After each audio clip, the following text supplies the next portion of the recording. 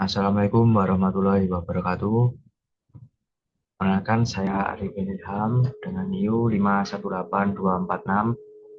Di sini saya akan menjelaskan sedikit tentang Artemia SP, di mana Artemia SP merupakan salah satu daun-daun kecil tingkat rendah yang dikategorikan zooplankton, di mana Artemia merupakan organisme non-selective filter feeder atau organisasi yang akan memakan apapun yang berukuran lebih kecil dari bukaan mulut mereka.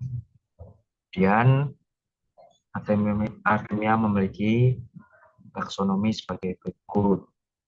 Artemia termasuk ke dalam filum Arthropoda, kelas Crustacea, ordo Anostraca, famili Artemidae, genus Artemia, dan spesies Artemia sp.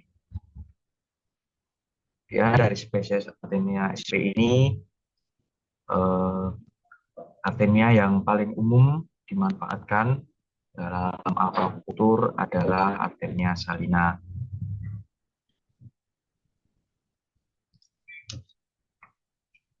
Kemudian masuk ke morfologi, di mana Artemia merupakan crustacea kecil berukuran mikroskopis yang memiliki tubuh transparan dan berbentuk memanjang, di mana ukuran tubuh mereka yaitu 11 sampai 13 mm dan berat sekitar 3 mg. Di mana Artemia memiliki mata majemuk dan nucleus. Artemia sendiri terdiri dari 11 segmen dengan kaki, dada atau thoracopoda. Bagian abdomen dari Artemia sendiri tidak terdapat kaki dan akan berakhir pada telson dan sersi. Artemia sendiri memiliki warna merah, warna paling umum yang dapat ditemukan pada Artemia, dan warna hijau dalam kondisi tertentu. Dan habitat dari Artemia salina sendiri yaitu hidup di lingkungan ekstrim, terutama di danau dan kolam dengan kadar garam yang sangat tinggi, berkisar antara 60 hingga 300 ppm. Meskipun secara geografis endemik di wilayah Mediterania, Artemia sp ini telah tersebar ke seluruh dunia karena kemampuannya beradaptasi dengan lingkungan yang keras. Artemia mampu bertahan dalam kondisi oksigen yang rendah karena Artemia mampu mensintesis hemoglobin secara efisien untuk mengatasi oksigen rendah pada salinitas sendiri, yang sehingga Artemia dapat hidup di lingkungan yang ekstrim. Contohnya, individu dewasa hanya memerlukan oksigen terlarut sekitar 0,5 mg per liter, sedangkan nauplisnya bahkan dapat bertahan dengan kadar kurang dari 0,3 mg per liter. Cara reproduksi dari Artemia ada dua, yaitu aseksual dan seksual, di mana aseksual Artemia akan dilakukan secara partenogenesis. Partenogenesis sendiri merupakan proses reproduksi dari Artemia yang dilakukan oleh induk betina tanpa pembuahan dari induk jantan. Dan reproduksi seksual adalah proses perkawinan antara induk jantan dan betina Artemia itu sendiri. Berdasarkan proses perkembangbiakan Artemia juga dapat dilakukan secara ovipar dan ovovivipar, tergantung kondisi lingkungannya. Secara ovipar, Artemia akan melepaskan telur atau kista yang nanti akan dapat menetas menjadi nukleus. Sedangkan ovovivipar, Artemia akan langsung melepaskan embrio dan langsung menjadi nukleus. Dan perkembangbiakan secara ovovivipar terjadi pada kondisi yang sesuai, di mana lingkungan dari yang ditempati Artemia ini dalam kondisi yang optimal. Kemudian perkembangbiakan secara ovovivipar, telur akan dibuahi dan berkembang dalam uterus. Kemudian telur terus berkembang di dalam tubuh induk betina dan akhirnya dikeluarkan dalam bentuk naupli yang berenang bebas. Kemudian perkembangbiakan Artemia secara ovipar terjadi pada kondisi yang ekstrim, seperti contohnya salinitas tinggi, suhu tinggi, dan kajian rendah. Tahapan perkembangbiakan ovipar dapat dipahami sebagai berikut, yaitu sel telur di dalam tubuh induk Artemia berkembang hingga tahap gastrula saja dan akan dilindungi atau dibungkus oleh cangkang berwarna orange hingga coklat tua. Cangkang tersebut bersifat keras dan akan mengandung hematin, lipoprotein, dan kitin.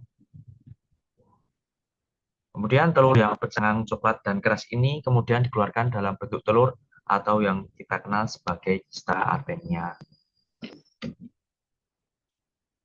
Berikut merupakan salah satu siklus dari Artemia yang berbentuk kista yang secara umum sudah dipasarkan secara luas di dunia budidaya ikan, di mana kista Artemia kering akan ditetaskan dengan berbagai cara, yaitu dengan perendaman dengan air garam yang bersalinitas sesuai untuk Artemia. Kemudian kista akan mengembang karena menyerap air. Kemudian setelah 24 jam atau 20 jam, kista menetas dan embrio keluar. Di mana embrio ini masih diselimuti selaput atau umbrella stage. Kemudian setelah masuk ke dalam tahap embrio, masuk ke dalam tahap larva atau nauplius yang akan berenang bebas pada air. Kemudian larva nauplius dari Artemia ini akan mengalami pergantian kulit atau instar, di mana instar 1 berukuran 400 sampai 500 mikrometer dengan ciri sistem pencernaan yang belum berfungsi dan masih menggunakan kuning telur sendiri untuk sumber makanan. Kemudian setelah 8 jam, Nauplius Artemia akan ganti kulit lagi atau instar dan menjadi instar 2. Dan pada periode ini mereka akan makan alga, bakteria, dan detritus. Kemudian setelah pergantian kulit selama 10 kali, Artemia memiliki perubahan morfologi yang sangat jelas. Kemudian setelah Artemia mengalami instar ke-15, mereka dapat tumbuh menjadi Artemia dewasa yang berukuran panjang sekitar 1 cm.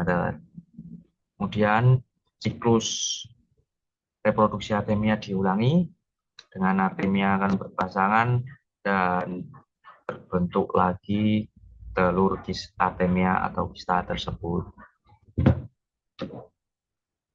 Kemudian kandungan nutrien dari Artemia sendiri terdapat protein, asam amino esensial, lemak, karbohidrat, serta sejumlah mikronutrien penting lainnya. Berdasarkan hasil penelitian Wibowo et al. 2013, kadar protein Artemia dapat mencapai hingga 60%, yang menjadikannya sebagai sumber protein hewani berkualitas tinggi untuk menunjang pertumbuhan awal organisme akuatik. Selain itu, Artemia juga mengandung karbohidrat sekitar 20% dan lemak sebesar 20%, yang berfungsi sebagai sumber energi cepat bagi larva ikan. Kandungan abu dalam Artemia mencerminkan mineral esensial berkisar pada angka 4%, sementara kadar airnya sekitar 10%. Kandungan nutrisi Artemia jika dibandingkan dengan jenis zooplankton lainnya seperti Moina, Damia, dan Tubivac, Artemia memiliki kandungan nutrisi yang relatif seimbang, khususnya bergizi, protein, dan lemak. Cara budidaya Artemia sebenarnya cukup mudah, di mana sebelum melakukan budidaya dapat dilakukan dekapsulasi kista Artemia, di mana dekapsulasi memiliki fungsi memecah memecah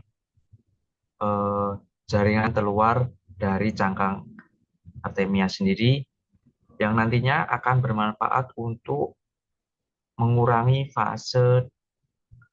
waktu dari pada penetasan ASI. Dan setelah proses dekapsulasi, Artemia bisa dibudidayakan dengan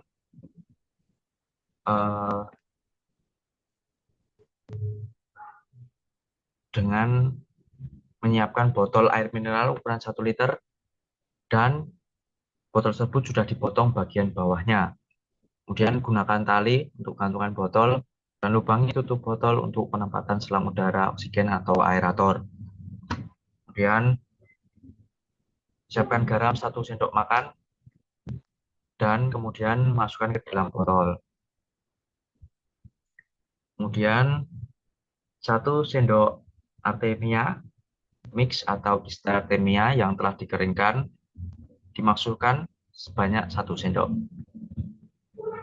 Kemudian selanjutnya air mineral bersih dimasukkan kepada botol hingga hampir penuh.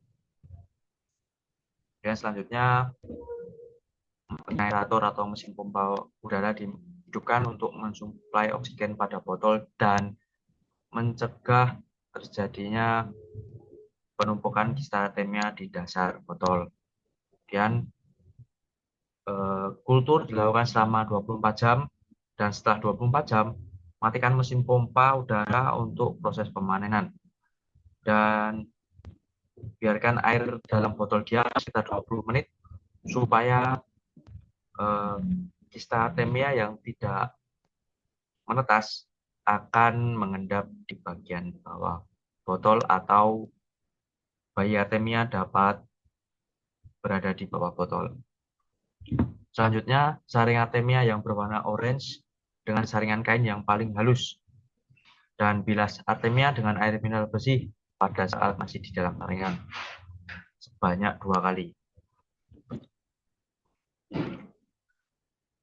Artemia merupakan salah satu udang-udangan kecil yang dimanfaatkan dalam aquaculture, di mana Artemia sendiri dapat digunakan untuk pakan alami bagi benih udang.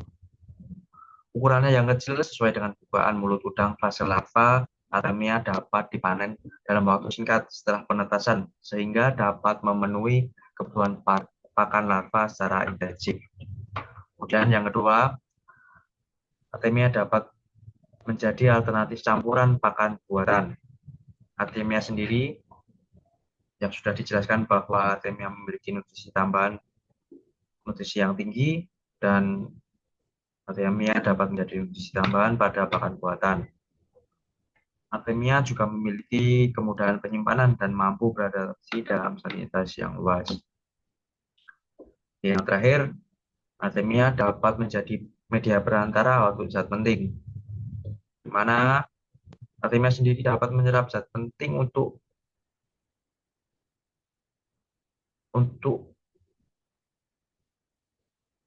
dimasukkan ke dalam larutan zat ke dalam tubuh ikan seperti enzim, vitamin, dan probiotik melalui proses bioenkapsulasi atau peredaran. Kemudian daftar pustaka yang digunakan sebagai berikut. Sekian dari presentasi saya, kurang lebihnya mohon maaf. Wassalamualaikum warahmatullahi wabarakatuh.